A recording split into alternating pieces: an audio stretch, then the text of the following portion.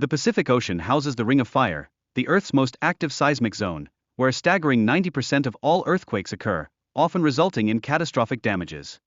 Among the areas of significant concern is the Cascadia subduction zone, located near major urban centers such as Portland and Seattle, which holds the potential for devastating earthquakes and tsunamis. Investigations have unveiled historical patterns of seismic activity in the Cascadia region, suggesting that a major earthquake could occur again in the near future. Geological studies indicate that the Cascadia subduction zone can generate earthquakes along its entire 1,000-kilometer length, raising alarms about the potential widespread devastation in densely populated coastal regions. Historical records recount a tsunami from 1700 that ravaged eastern Japan, underscoring the immense force of a potential Cascadia megaquake.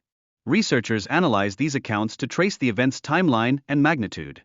With 10 million people residing in coastal areas, the potential for future megaquakes in the Cascadia region presents significant risks.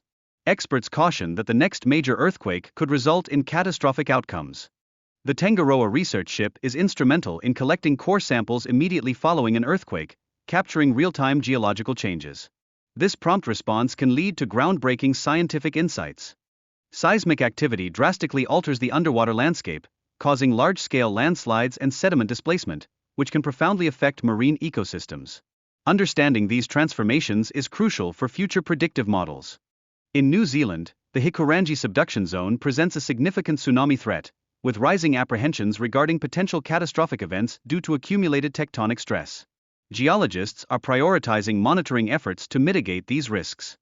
Umaradashi's possible volcanic eruptions could endanger millions in Tokyo, illustrating the critical need for ongoing surveillance of volcanic activities for safety and disaster preparedness. The importance of heavy water in Nazi Germany's nuclear ambitions highlights the intersection of science, warfare, and sabotage during World War II, significantly impacting global power dynamics. Utilizing advanced underwater technology, researchers are uncovering lost wartime artifacts, demonstrating how modern techniques can reveal historical secrets hidden beneath the lakes.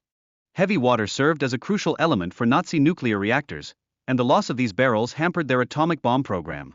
Understanding this impact sheds light on how close they were to achieving nuclear capability. The sinking of the HMAS Sydney during World War II baffled Australia for decades, as it symbolized national pride. The wreck's discovery has helped reconstruct the tragic events leading to its loss. Modern scanning technology plays an essential role in locating underwater wrecks, showcasing how innovative methods can unravel historical maritime mysteries and piece together narratives of lost naval conflicts. The Graf Zeppelin was envisioned as a formidable naval asset for the Nazis, capable of deploying numerous aircraft to bolster maritime warfare. However, delays in its construction prevented its participation in World War II. After the war, the Russians raised the Graf Zeppelin and utilized it for Cold War experiments, including testing its resilience against aerial assaults. This provided valuable insights into aircraft carrier efficacy during bombings. Draining the English Channel has revealed the U-boat U-480, which boasted stealth technology that eluded Allied sonar detection, exemplifying Nazi innovations in submarine warfare. Its discovery raises intriguing questions about its eventual fate. The Allies' strategic use of secret minefields illustrates how deception was a pivotal tactic in naval warfare during World War II, catching the U-480 crew completely off guard.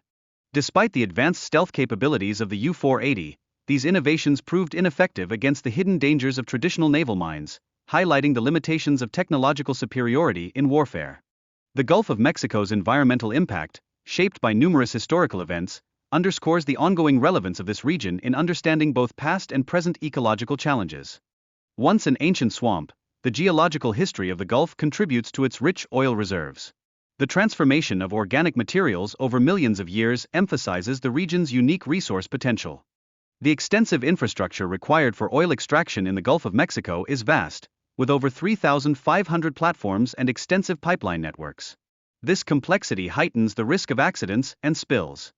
The Deepwater Horizon spill had catastrophic environmental repercussions, releasing nearly 5 million barrels of oil into the ocean.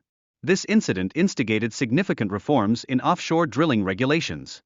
Privateering, exemplified as state-sanctioned piracy, allowed privateers to profit while serving national interests and significantly influenced trade dynamics during the early 19th century. The wrecks from this era suggest involvement in the illegal slave trade, as one ship may have transported perishable goods, prompting serious questions about the human cost of maritime commerce. The sinking of the Robert E. Lee by a German U-boat during World War II exemplifies the intersection of naval warfare and commercial shipping, profoundly impacting supply chains and military logistics. While the U-166 submarine was once believed to have succumbed to depth charges, new evidence points to a massive explosion as the cause of its sinking, challenging existing historical narratives around submarine warfare. The sinking of the U-166 underscores the tragic loss of life during submarine engagements, with all 52 crew members perishing. This highlights the devastating human cost of naval warfare in World War II.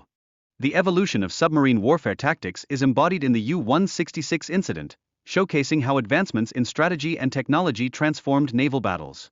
The Allies' response ultimately shifted the tide in the Atlantic. The Santorini eruption released colossal volumes of volcanic debris, with scientists estimating around 14 cubic miles of material, far exceeding previous understandings of its power. This event reshaped the geography and environment of the surrounding regions.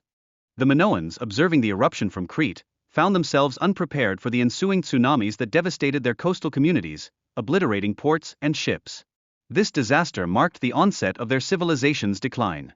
In the aftermath of the eruption, volcanic ash significantly cooled the atmosphere, leading to failed harvests and economic instability for the Minoans. This cascade of disasters ultimately contributed to their diminished Mediterranean influence. Ancient historians like Polius recorded the battle, yet their accounts may lack reliability, raising questions about historical accuracy due to the distance of time and audience perspective. The discovery of battle-damaged bronze rams reveals the ferocity of naval warfare in antiquity, emphasizing that ramming was a principal tactic prior to the advent of gunpowder. Artifacts retrieved from the seabed, including an AR storage jar, indicate Carthaginian involvement in the battle, suggesting the strategic importance of Sicilian waters during conflicts between Rome and Carthage. Underwater vents in the Mediterranean highlight the power of volcanic activity, releasing hot gases and signaling that the region is geologically active. This constant dynamism continually reshapes the surrounding environment. Evidence of magma chambers beneath the seabed reveals a dynamic volcanic system that influences land elevation over time, akin to a breathing mechanism. This is vital for understanding potential eruptions. The video examines the catastrophic potential of future eruptions in this region, drawing parallels to the historical Vesuvius eruption that devastated Pompeii. Monitoring these volcanic systems remains crucial for public safety. The monument features various components like gateways and turtles, which hold significance in ancient Japanese folklore, implying a protective aspect. These elements hint at a deeper cultural meaning associated with the site. Artifacts discovered at the site, including primitive tools and inscribed symbols, provide compelling evidence of human activity, supporting the notion that the area was inhabited in ancient times.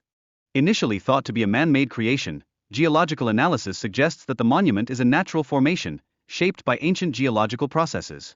This raises profound questions regarding the site's true history and its past inhabitants. Geologists identified the underwater formations as concretions formed by volcanic activity, not human-made structures, transforming the understanding of the site's origins. Pavlopetri's strategic location allowed it to capitalize on trade routes during the Bronze Age, enhancing its economic importance, with evidence indicating it was a vibrant port city. The city ultimately succumbed to geological activities, particularly earthquakes, leading to its eventual submergence underwater. This phenomenon underscores the impact of natural disasters on ancient civilizations. Underwater explorations employed a remotely operated vehicle, ROV, to gather sonar data, which was essential for accurately mapping the seafloor. Challenges included maintaining the ship's positioning and effectively controlling the ROV. Geological evidence indicates that the island resides on a subduction zone, vulnerable to earthquakes and tsunamis, consistent with Plato's description of Atlantis' destruction by natural calamities. Despite uncovering the island, no significant man-made structures have yet been found, evoking questions about the existence of Atlantis and emphasizing the necessity for further archaeological exploration. The excavation faced numerous challenges, including treacherous tides and limited visibility, turning the recovery process into a race against time. The team must prioritize their search efforts amid these constraints. The excavation team employs advanced techniques to recover artifacts, including coins and cannons, which assist in reconstructing the historical context of the ship. Each discovery contributes to a deeper understanding of its tragic fate. The discovery of smuggled coins raises inquiries into illegal trade practices among crew members, suggesting a widespread engagement in the illicit smuggling of silver for profit, complicating the narrative surrounding the ship's cargo. The Itacha, part of a fleet laden with vast treasure, sank in 1622 during a hurricane, resulting in merely 5 survivors. This disaster sparked centuries of treasure hunting and exploration. Technological advancements, including multi-beam sonar and autonomous underwater vehicles, enable treasure hunters to locate artifacts and comprehend the wreck's geography. These innovations enhance the quest for lost treasures. The Fisher team has successfully recovered substantial treasures, including coins and silver bars, yet estimates indicate that much remains undiscovered. Ongoing searches concentrate on areas where the ship's remnants are believed to have scattered.